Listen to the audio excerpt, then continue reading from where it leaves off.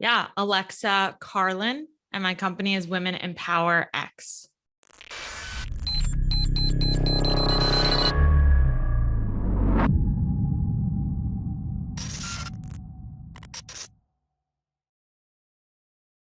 Hey, it's Kellen, and today's guest, Alexa Carlin. I know you guys are going to say, wait, hold on, is that George Carlin's like great granddaughter? No, she is not, as far as I know, but she is going to give us the game on her organization and how she's empowering women and let us know about her new book that is going to be out next month. So links will be in the description, whether you are listening or you are watching. Alexa, welcome to the show. How are you doing? Good, good. Thanks for having me. Well, thank you for coming on and being an author. I want to get it out of your system. I want you to tell us what your organization is about and how this book is going to change people's minds and lives. Yeah, definitely. So it's been my dream since I'm a little girl to write a book. And actually, it's the journey of growing my business, Women Empower X, that led me to getting a publishing deal. So, Women Empower X, I started back in 2016 with the need I saw a need for diverse women to really connect and collaborate in a very authentic, vulnerable way. So, we are focused on empowering women entrepreneurs, helping them increase their visibility, credibility to grow their business. And I started this business when I was growing as a speaker. I was noticing a need for more of a community feel. But as I was growing as a speaker, I started putting on these huge events for WEX, and we had about 2,000 to 3,000 people per event. And our last event, which right before the pandemic, which was literally February, the last weekend before like the world shut down, we were hosting our big conference at the Los Angeles Convention Center. It was our first time on the West Coast. And actually at that event, I met my publisher, which led to me getting signed during the pandemic. And now my book's ready to come out. So it's called Adaptable. And it's all about how to adapt to changes and things that you cannot control, how to turn obstacles into opportunities, how to rediscover that hope when you feel like the hope is lost. And there's all different personal stories attached to different lessons on how to become adaptable. And are the stories based solely on your own, or are you actually maybe, like Tony Robbins, how he interviewed so many millionaires or billionaires? Is it all from your inside of what you've seen, or did you go outside and say, let me connect other people's stories as well? No, this book is solely my journey, but it's not chronological order. Every story, it has a deep rooted take home lesson, and it talks about things that I learned through a near-death experience where I had a 1% chance to live, struggling with a chronic autoimmune disease, the struggles and challenges we deal as, as an entrepreneur, as a woman, as someone that's very close to her family. So it's all different crazy stories. And I mean, there's stories with Marc Jacobs in it, Matis Yahoo in it, certain like celebrities that I've encountered along my way. But all of it is very focused on lessons I've learned from crazy trauma and tragedy that really has helped me become who I am today. Now, you are very active on Instagram. It's, the current way, and it's not going away way of marketing where you constantly have to be in front of the camera to keep or even get the people's attention. But so many women, and especially, young women starting as early as middle school, oh my gosh, feel like to be in front of the camera on an Instagram or on a TikTok, you have to do something shocking, scandalous. You have to almost, it's you have to, give them something they've never seen.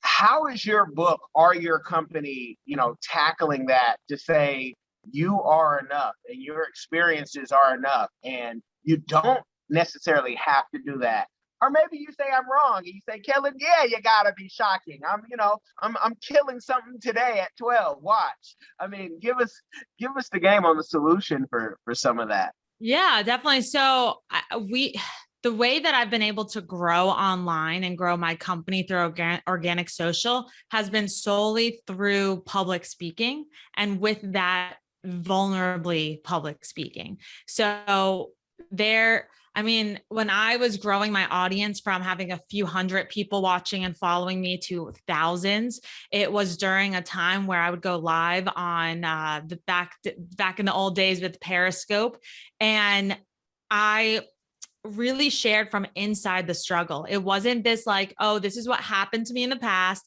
Here's what I did to overcome it. And here's what you can do now, which is almost every single motivational speaker. But this was like, I'm never going to overcome this. I'm never going to overcome my chronic autoimmune disease. It lives with me forever. And I think that's so important to share, because who wants to live a life that's always just trying to overcome something? Because let's face it, there's always obstacles. Obstacles follow obstacles. We're always hit with challenges. And I want to show people that you can be inspiring. You can achieve your dreams, even when you don't have it all figured out, or you're not at that end, and actually at the top of the hill. You're able to do what you want today, even through the struggle. And I think that's what really people related to. And I shared that super vulnerably. It was definitely scary, but I think with today's world, like on Instagram or any social media platform, if you can do one of three things, and it's kind of the same that I teach for public speaking: entertain, educate, or inspire. And if you can hit all three, that's when you really have an amazing video, reel, post. So entertain, educate, or inspire. So I always try to do all three. And that's where you can be yourself. You don't have to like do something scandalous or crazy, but you reel people in to keep them coming back. And thank you for sharing about your condition that you're going through, because on Instagram everything is so perfect. People are on their private jet, sitting on the stairs, which I've said it many a times, no one has ever sat on a public jet or had a private jet and then while you're loading wanted to sit on the stairs like you're waiting for something, and like the stairs is the most comfortable place to sit. So with having that condition, I've talked to people who have had, from Crohn's disease to even HIV, or have had some type of cancer. Do you connect with other organizations to show and say, look, I'm in this circle, but I'm still thriving, I'm still winning, and I'm inspiring? Have you connected with any good ones that you can share with us? That's a good question. So I've been very focused on my target market, which is women entrepreneurs, and women in business. So most of the places I speak or partner with has to do with that target market. Outside of, I speak to a lot of universities, a lot of sorority women and colleges and leadership conferences. So that's like my main target market, in the sense of not, I haven't like focused on necessarily like the illness aspect or a nonprofit in that way, outside of when I first was coming out of my near-death experience, and I connected with the Sepsis Alliance, which is a nonprofit organization to raise awareness around how fatal sepsis is, which is what I had. My body went into septic shock, and that's why I was induced into a medical coma with a 1% chance to live. But all of those lessons, like there's so many things I experienced in the coma. There's so many things that I experienced while I was laying in the ICU, like really understanding the power of the mind on how your thoughts create your reality. And like all of that I share inside my book, Adaptable, because I think it's so important to really understand that, yes, you don't have control over everything. I mean, there's so many things I don't have control over, but that doesn't mean you give up or give in. You accept what you can't control and you focus on the things that you can do to create a better life for yourself, for the people you love, for your community, and for the world.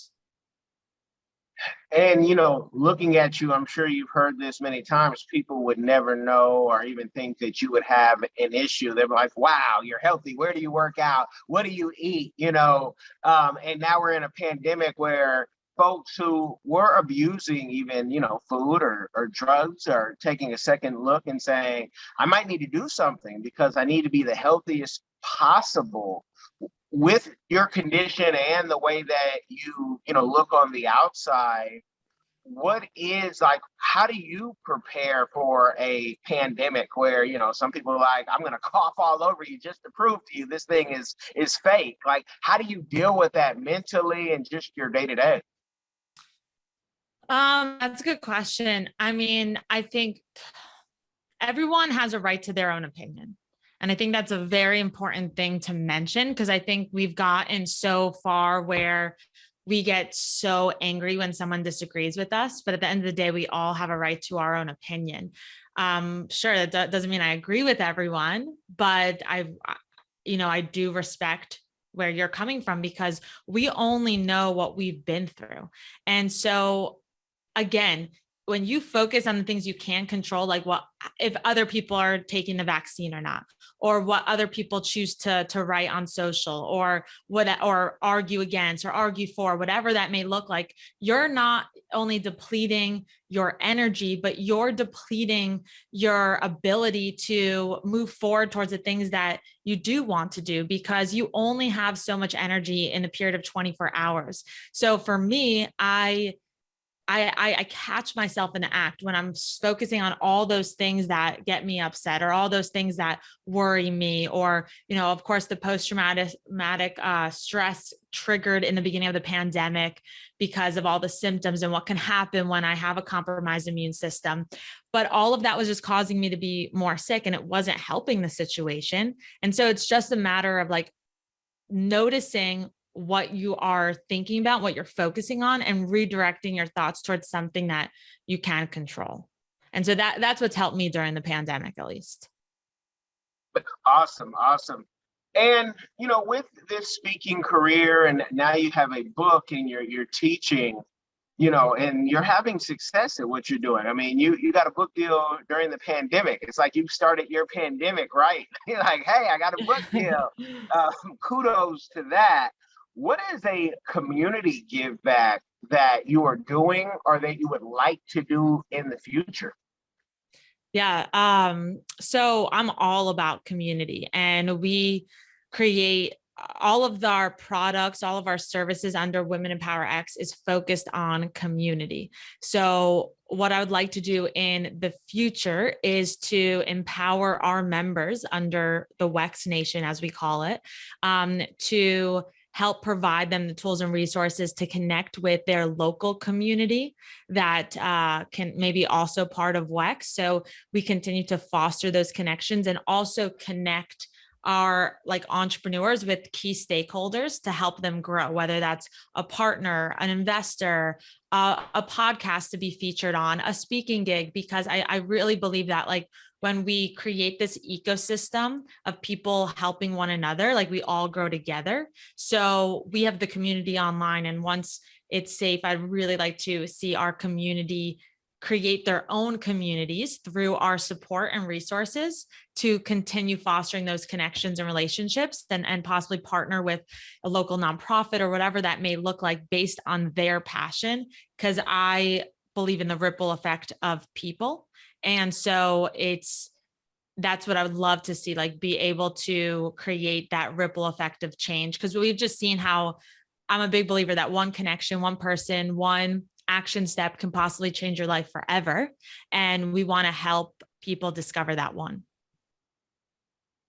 Yeah, amen to all of that. Do you find that it's, with technology and we can connect easier now, but also, as you had mentioned, if you disagree with somebody's one point in their life, it's like, okay, the playground, we can't be friends ever and ever. Is it becoming easier to connect with people and stay connected? Or you having to like be on a tightrope and say, I want to connect with this group of ladies, but down the line, I know we're going to have a big disagreement about something in life, whether it be political, spiritual, financial. How do you, keep everyone kind of together saying, hey, we're fighting for, women and the rights and the progression and getting that equal pay that really should not be that hard now that we have automation.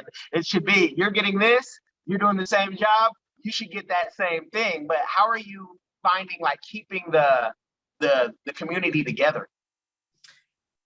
I think it's really, really important to bring diverse people together. And that diversity stems from not just your background or ethnicity, but diverse in industry, diverse in ideas, in political views, because that's the only way we're going to create change is if we are open to learning from one another, different religions, like all of that. And so I bring people together not to say, okay, we all need to get along. It's bringing people together. Let's share ideas and learn from one another and support each other on our growth the best that we can.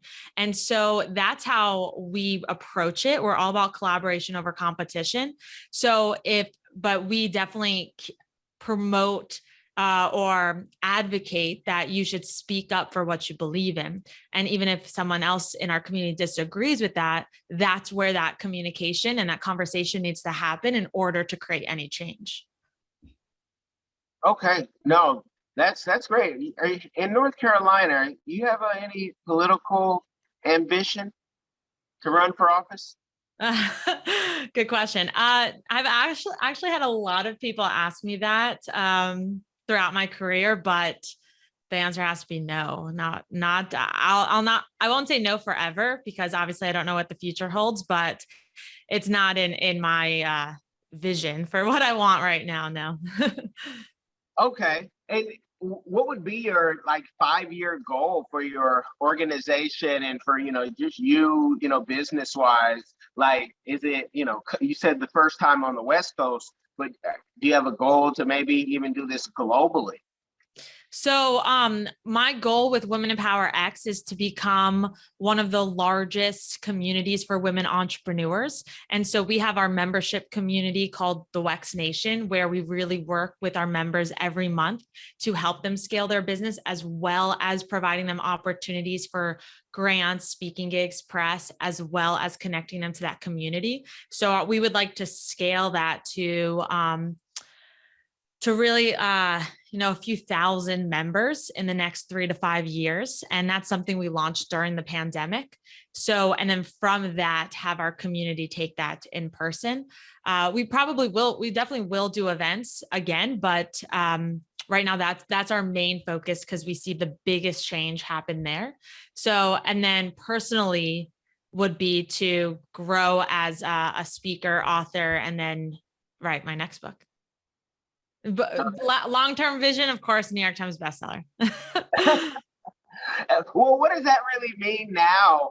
New York bestseller versus, Amazon bestseller, which is, the best place to sell a book. No disrespect to Ingram or Baker, but, what is like the titles of these things when you're just doing the work and it looks like you're doing the work and you're not doing the things that will make you infamous? You won't be on Real Housewives unless you do like a 180 and start, wanting to fight your friend or fight your husband on the Instagram. So, I mean, what are those those accolades to get that? What does that mean? So, New York Times bestseller has always been the premier spot. If you make that list, you are a well-known author in your field. And to me, that means more people are reading my book, which means more impact that I'm making.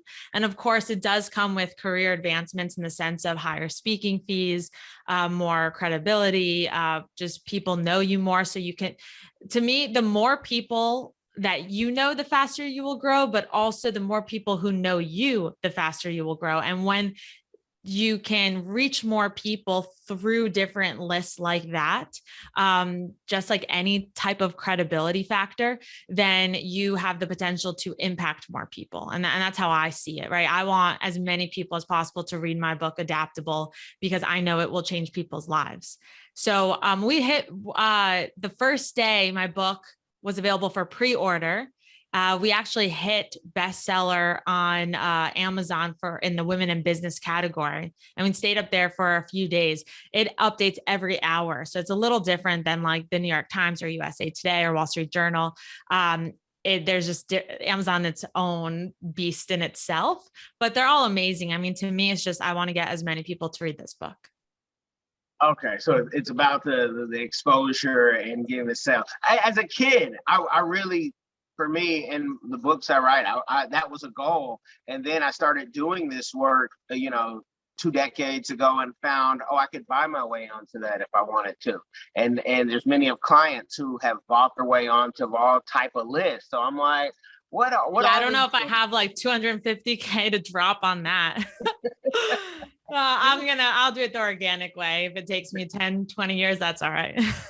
Yeah, but everyone who makes it, they have that money, right? Whether their publishers paying it or they just have it. We look, you can look at the mega preachers or the mega business people. I mean, they will sell. They're the reason why it went from 10 grand to, up there, because they had that money to do it. But I get it. You want it the old fashioned way. And that says a lot in a time where even with Instagram, you can buy your way to a verification. You can buy your way onto a lot of things. Do you think that the growth of social media is, is it improving our lives, or should we take extreme ownership? Another great book.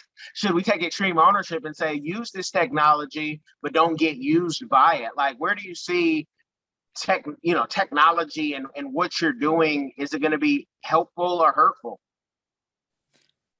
It depends on the user, in my opinion. So technology is an amazing thing. It allows us to learn. It allows us to connect. It gives opportunities to people that may not have opportunities. It shows us the world. I mean, it lets us stay connected during this pandemic.